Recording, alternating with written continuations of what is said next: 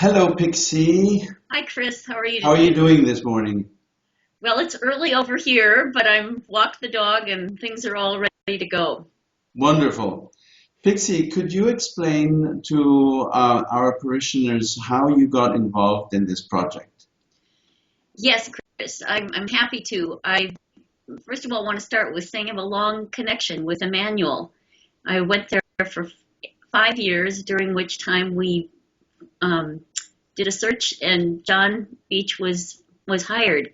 I was on the vestry at the time, so really involved with that process. And I also had helped the church with a couple of retreats and facilitating them and doing some other facilitation through the vestry. So some people in the church knew me, you among them, and you and I have stayed in touch. So you called me to see if I might be available and interested. And both of those things happened. I was particularly interested in the process because it could call on the best of what I've done in my career, which is to work on community building and to engage the voices of a broad section of a population that might not have been heard in other processes. I've also worked extensively with a theory of change process called appreciative inquiry. And we're using some of the basic assumptions and tenets of that process. The main course of which is listening, deep listening to people and helping them to focus on their future of what they want to create. Now, for some people, that sounds a little bit optimistic and that it may neglect some of the people's concerns, but it doesn't prevent us from hearing the concerns. In fact, the process itself allows us room to hear them. But what it does in the end is that it allows us to focus on what people want in the future. So those concerns get turned into a desire for the picture they create. For example, someone said they're very concerned that we're not hearing from everybody in the congregation. So what that says to me is that it's very important in the future for all congregants to be to be heard and to be engaged in a meaningful way. So we take those concerns and we shape it as a future vision. Thanks, Pixie. That's, I think, a wonderful statement of what we're trying to do. And as you know, we are trying to get everyone involved in the process, either as a interviewer or as an interviewee. So hopefully that person's concern will be dealt with at the end of this Absolutely. process. Um, How do you feel about the process as it has developed so far? Do you think we are on target? We can achieve what we are trying to set out to do? Chris, I think we are really on target, and I think it has unfolded as many processes do. We might have had a very strict timeline to begin with, but due to all sorts of external factors, one primary one being the need to search for a new rector, the process has shifted its timeline. We have been successful in engaging all vestry members in the initial pilot round, interviewing each other, and they in turn interviewed the first round of congregants from whom we were able to recruit additional interviewers.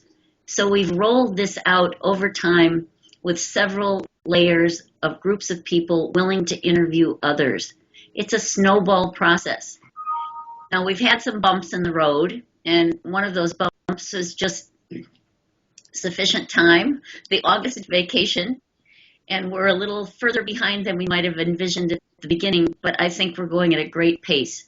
I've already had the opportunity to listen to and transcribe 13 hours of tape and of taped interviews, and to review the written comments of upwards of 40 not additional, including some of those 13, but a total of over 40 conducted interviews. And based on our Pixie, from the 40 interviews that you have either listened to or read about, can you identify some principal themes? Oh, Chris, they're so wonderfully redundant because everybody feels they love the church as a community, as a family-like fellowship with great diversity. The first word that comes out of everyone's mouth is that it's a welcoming place. And there aren't very many organizations that can consistently say that. So that's a wonderful shared impression. People noted more specifically they're very pleased with the priest, the sermons, the music. Many who participated in the youth program are very pleased with it. It doesn't mean they don't see things that can be improved. They really look to have a church where people are engaged with each other, where there is a sharing of stories and talent, where the congregation is empowered to take responsibility and really go with it using their own talents. And they are particularly interested in learning, having opportunities to support the youth of the congregation and to continue to learn in new and different ways about the gospel and about each other. Those themes come through repeatedly. Thanks, Pixie. That's a rich harvest, and I think it'll take some time in distilling it all into a report. Well, that's our goal, and that's certainly, Chris, what I've been charged with doing. We originally started this process as a strategic planning process. When John tendered his resignation, it really shifted to what was needed for the rector search. Now, traditionally, a separate group would take that on, but both the bishop and the vestry encouraged us to continue in this process, knowing that it would feed in some meaningful way the search process and the developing of a profile for the recruiting a new priest. We're not entirely sure exactly how that's going to work, but we know that the rich data we have will be valuable to everyone. More than that, I think this process itself has proven its worth. People have not only enjoyed, but really enjoyed being interviewers and being interviewed, but they really have a new sense of the people around them. Some people interviewed people who were familiar to them and enriched that relationship. Other people had the opportunity to get to know new and different congregants. So I think that's valuable in all ways, at all levels. Did the enriched experience, communal experience, come through in the interview? In the interview? In the various interviews that you heard, did you? I have to say, Chris, I would smile at every single one that I had a chance to listen to and transcribe, because the sheer pleasure of people learning something new about one another and really deepening their own relationship.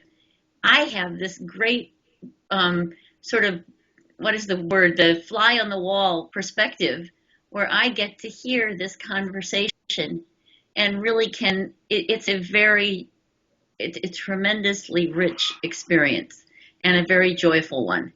And I just wish everybody else in the congregation would have that opportunity to listen to the tapes that I have and to see the really thoughtful responses that people have made.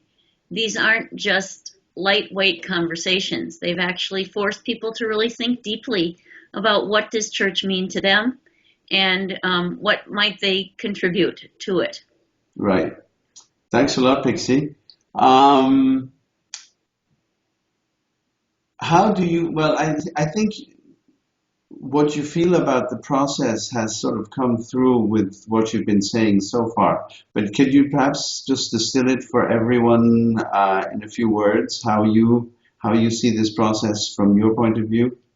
So from my point of view, this process lives up to its original goal of at core being a community building opportunity, focusing on some real tangible possible results, meaning that we will have a real cross section of people's commitment to the church, what they want it to be, and how they might contribute to making it the vision that they share. And do you think that it will be helpful in defining what qualities we might be looking for in a new rector? Yes, Chris, that's really the concrete outcome. And it's very evident when you look at this data, which I will share when I come to see the entire congregation in November. It surfaces like boiling water, the bubbles at the top of the pot. It's very clear what is shared. It may be spoken in very different ways, and we certainly have not only a few things that are in common, but very many. And then there are some very specific, quotable, interesting ideas and suggestions that will be really helpful to the new rector and will be helpful to you in the process of moving Emmanuel into the future. Well, that sounds terribly positive, and I thank you for the role you're playing in this exercise, transatlantic role. And it just shows us that where a will is, there is a way, and with technology, everything is possible. That's true, Chris.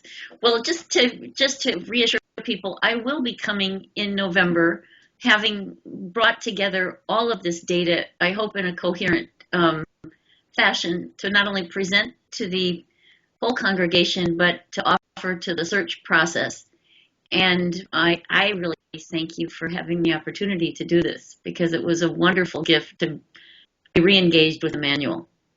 Well, Pixie, it's been wonderful working with you so far, and I'm looking forward to the rest of this adventure, which is a lot of fun. Thank you, Chris, on all Bye-bye, counts. Pixie. Talk to you Bye-bye. soon. Bye-bye.